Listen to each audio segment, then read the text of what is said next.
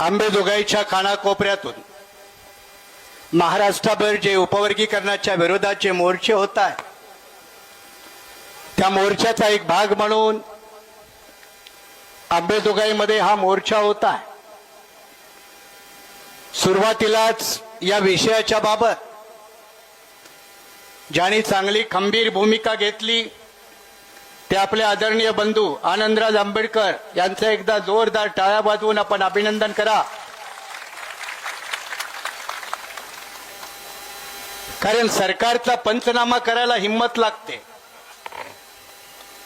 आणि आजचा आपला हा मोर्चा अंबेजोगाई मधला कुठल्या जात उपजातीचा पंचनामा करण्यासाठी नाही, आपला मोर्चा सरकारच्या नालायकीचा पंचनामा करण्यासाठी आहे।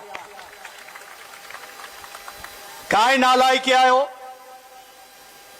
महाराष्ट्रातल्या 59 जातीपैकी देवेंद्रजी प्रामाणिकपणाने आपल्या आईबापाची शपथ घेऊन सांगा, कोणी तुमच्याकडे मागणी केली उपवर्गीकरणाची की तुमच्या संघाच्या छावणीमध्ये शाखेमध्ये जे पोट भरण्याचा धंदा करतायत ते 2-4 पुण्यातले, अलीकडचे, पलीकडचे, नागपुरातले, यांच्या म्हणण्यानं जर तुम्ही उपवर्गीकरणाचं धोरण ठरवत असाल तर महाराष्ट्र हा फुले शाहू आंबेडकरांचा आहे हे विसरू नका।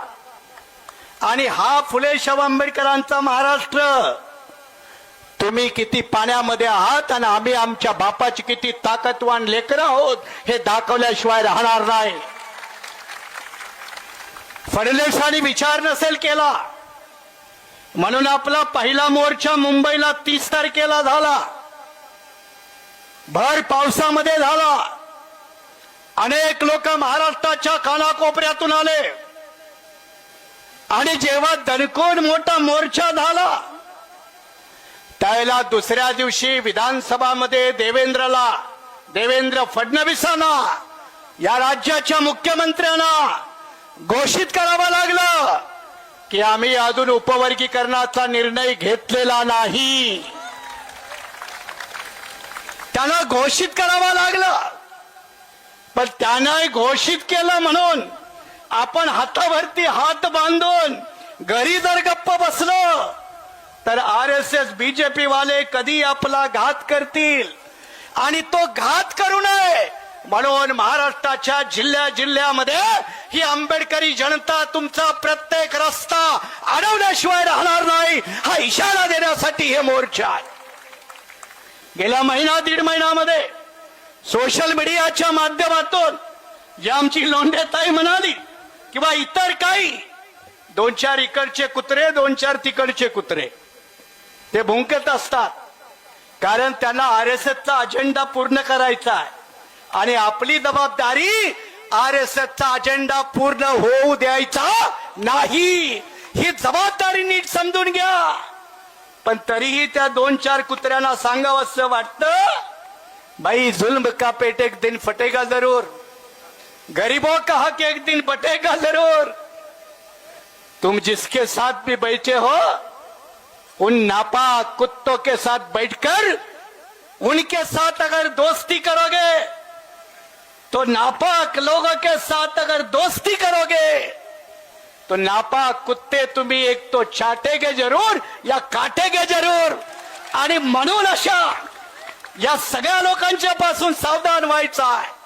शेवटचा मुद्दा, माझ्या मातंग समाज बांधवांना आव्हान आहे, मी अण्णाभाऊ साठेंच्या बाजूच्या गावचा आहे, त्यामुळे तुम्ही आम्हाला अण्णाभाऊ सांगण्याची गरज नाही। अरे बाबा, या महाराष्ट्रामध्ये क्रांतीवीर लहुजी वस्ताद साळवे आयोग आला, 2003 ला आला, 2008 ला अहवाल आला, 2011 ला महाराष्ट्राच्या सरकारनं त्या अहवालाच्या 84 शिफारशीपैकी 68 शिफारशी स्वीकारल्या। आम्ही कुणीही विरोध नाही केला रे, आम्ही कुणीही विरोध केला नाही। 59 पैकी एकाही जातीनं विरोध केला नाही। त्या 68 शिफारशीमध्ये असं म्हटलंय की महाराष्ट्राच्या सामाजिक न्याय विभागाचा सगळ्यात जास्त निधी आमच्या मातंग बांधवावरती खर्च करा। आम्ही कुणी विरोध नाही केला, आम्ही कुणीही विरोध नाही केला। महाराष्ट्रातले जेवढे भूमिहीन आहेत त्या भूमिहीनामध्ये मातंगांना सगळ्यात जास्त जमीन वाटप करा, आम्ही कोणी विरोध नाही केला.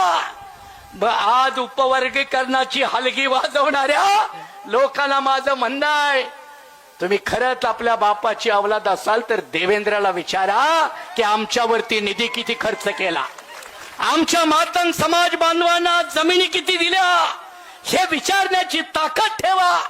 आणि ही ताकद जर ठेवली तर मग क्रांतीवीर लहोजी वस्ताद साळवे, साहित्य सम्राट अण्णाभाऊ शाहीर साठे यांचा वारसा जपल्याचं आपल्याला म्हणता येईल. पण असं न करता कुठल्या तरी 2-4 बामणाच्या नादीला लागून आपलं वाटोळं करून घेऊ नका. एवढंच सांगून या ठिकाणी थांबतो. जय भीम, जय भारत.